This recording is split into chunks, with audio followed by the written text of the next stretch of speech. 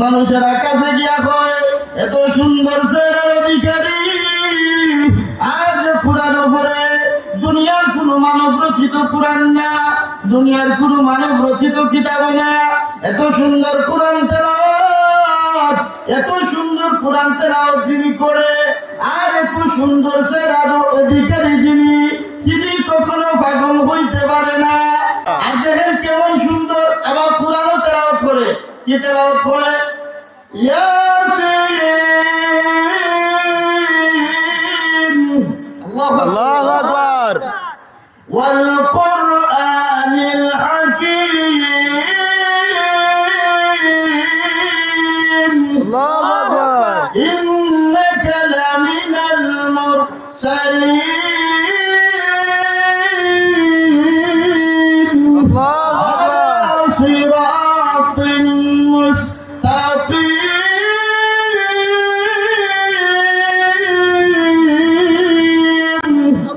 আল্লাহর হাবিব যখন এইভাবে কোরআন তেলাওয়াত করে, মানুষেরা কাছে গিয়া কয় এত সুন্দর চেহারার অধিকারী, আর যে কোরআন উপরে দুনিয়ার কোন মানব রচিত কোরআন না, দুনিয়ার কোন মানব রচিত কিতাব না, এত সুন্দর কোরআন তেলাওয়াত, এত সুন্দর কোরআন তেলাওয়াত যিনি করে, আর এত সুন্দর চেহারার অধিকারী যিনি, তিনি কখনো পাগল হইতে পারে না।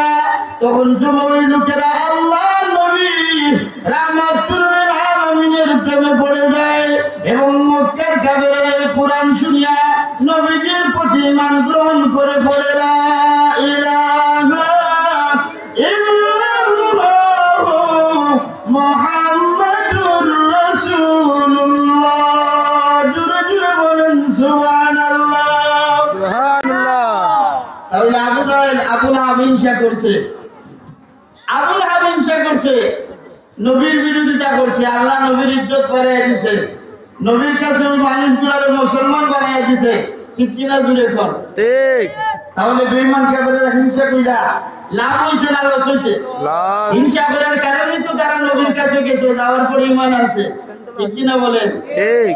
যারাই যুগে যুগে হিংসা করবে, মনে রাখবেন হিংসা করা কবিরা গুনাহ।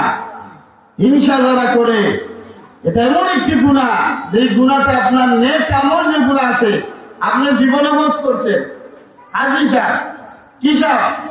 হাজী সাহেব, আপনি নামাজ পড়েন, নামাজি, আপনি আলেম সাহেব, ইমাম সাহেব, মুহাদ্দিস সাহেব, আপনি বুজুর্গ, আপনি যদি হিংসা করেন তাহলে আপনার সব আমল নষ্ট। ঠিক কিনা বলেন? এজন্য হিংসা করা যাবে না। হিংসা করলে আপনার নেক আমল ধ্বংস। এবং যাকে আপনি হিংসা করবেন, যে বিষয়ের উপরে আপনি তাকে হিংসা করবেন, ওই বিষয়ের উপরে আল্লাহ ওই ব্যক্তিকে মর্যাদা বাড়ায় দেবে। বলেন সুবহানাল্লাহ। সুবহানাল্লাহ। যাকে হিংসা করা হয় তার মর্যাদা বেড়ে যায়, তার সম্মান বেড়ে যায়, তার ইজ্জত বেড়ে যায়। আর যিনি হিংসা করে তার সম্মান নষ্ট হয়, ইজ্জত নষ্ট হয়ে যায়, এবং তাকে আল্লাহ রাব্বুল আলামিন শুধু তার আমলই ধ্বংস করেন তা নয়, তার জিন্দেগিটা আল্লাহ রাব্বুল আলামিন বরবাদ করে দেন। এজন্য আমরা হিংসার থেকে নিজেকে হেফাজত করব। রাজি আছেন তো? বলেন ইনশাআল্লাহ। ইনশাআল্লাহ।